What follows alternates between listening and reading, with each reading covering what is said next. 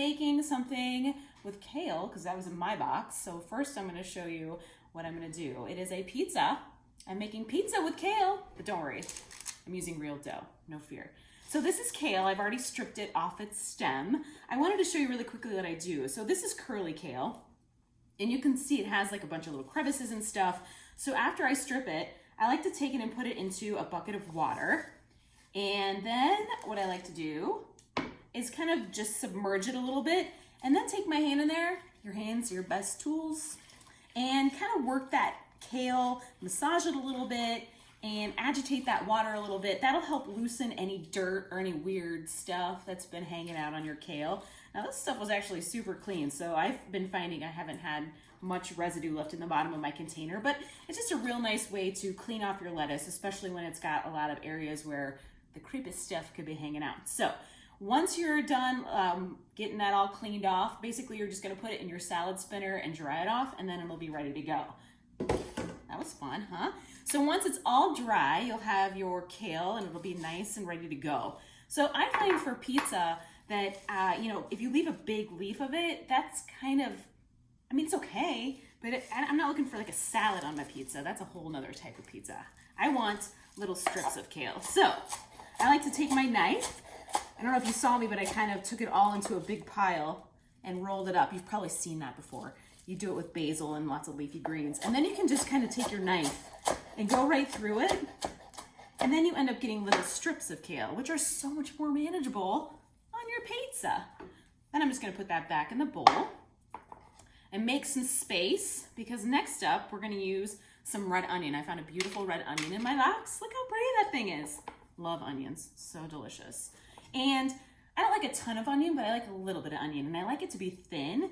But you can do whatever you want. I like to slice it thin, so I'm just gonna go, I've already cut it in half and peeled off the outer papery skin. And then I'm just gonna cut myself a few slices thinly of that red onion. And that's all I'm gonna do. If you like more, like I said, just go for it. I always joke that I always say you do you, but it's so true. That's what's so great about cooking, is that you can do whatever you want. If you are like me and you don't like a ton of onion, then don't put a lot of onion in it. Magically, my dough appears. This is a whole wheat dough I made with local, actually farm flour, so that's cool. I like to take my dough, this is about a pound, and I like to use a piece of parchment. I will put a little bit of coarse ground cornmeal on the bottom because it adds that fun little crunch. You know what I'm talking about? When you get that pizza and there's that fun little crunch on the bottom? Is it just me? I don't know. I love that. So anyway, that's what I do. And then I like to take my dough, and I don't use a rolling pin. I just use my hands. Again, your best tool. And I stretch out my dough. And it doesn't take too long. If you find it's starting to stick a little bit, then you can add just a little bit of flour to your hands, and that'll help, make it so that it doesn't stick too much to your hands. You could do this with a store-bought crust. If you're into that cauliflower crust, you can use that too. But I like wheat, and I can tolerate it, so I'm doing it. Or you can buy the refrigerated dough. That's just as fun. All right, so then I take it and I throw it down on my parchment paper. I should also explain that I've already set my oven back there. It's hot in here.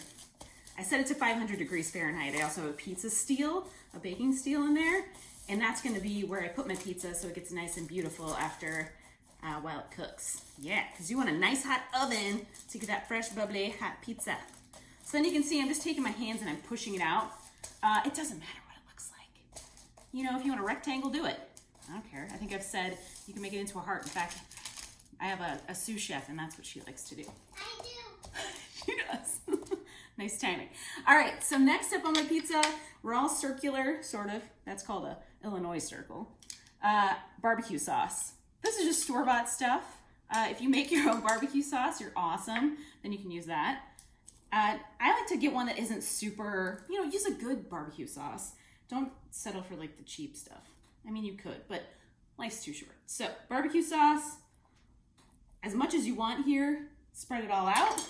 After you've got your barbecue sauce on, this is where the fun begins. Okay, so first I like to lay down a bed of this kale. Yep, wasn't joking. It's a bed. You could totally lay in this bed.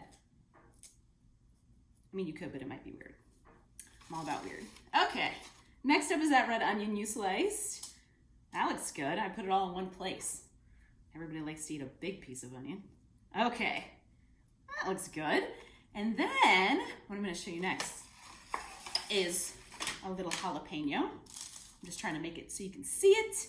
Jalapeno slices, because I like stuff a little spicy. I like to challenge my palate. I like to get a little sweaty when I eat, especially in the summer.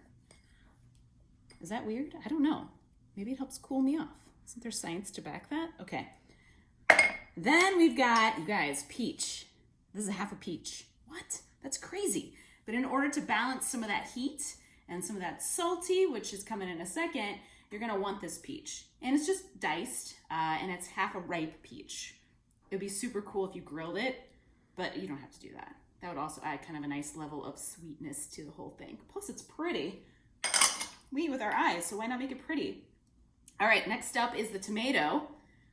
This beautiful tomato came in my box too, so we're gonna add that. You guys, look how pretty. It totally looks like summer, doesn't it? Like you just stepped out onto the farm. I think that's their point, right?